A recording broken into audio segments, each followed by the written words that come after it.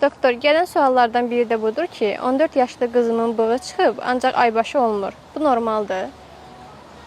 Təbii ki, normal deyil. Biz deyirik ki, həmişə qız uşaqlarında 9-10 yaşından başlayaraq 12 yaşına qədər cinsi yetişkənlik başlayır.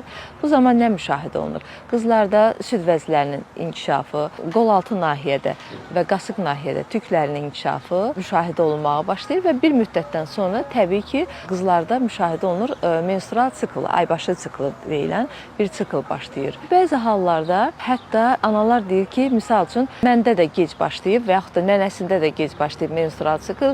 Ümumiyyətlə bizim nəsildə gec başlayır menstrual sikl.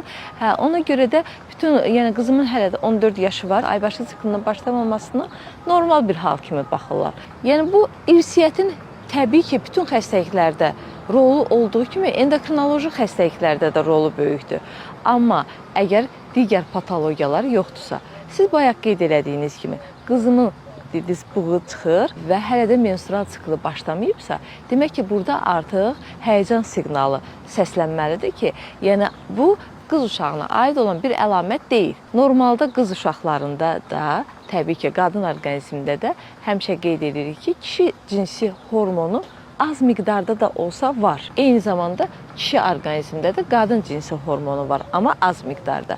Təbii ki, müxtəlif disbalans nəticəsində, müxtəlif patologiyaların nəticəsində qız orqanizmində kişi cinsi hormonunun səviyyəsinin artması təbii ki, onda kişi tipli tüklənmənin müşahidə olunmasına gətirib çıxarır və yəni həmin halda aybaşı siklindən də söz gedə bilməz. O baxımdan mən analara üzümü tutaraqdan səslənirəm ki, həm qız uşaqlarında, həm də oğlan uşaqlarında yeniyetməlik dövründə xüsusi olaraq uşaqların inkişafına diqqət yetirmək lazımdır. Yəni bu bizim nəsildə də var, onda da var, bunda da var deyib boş keçmək lazım deyil.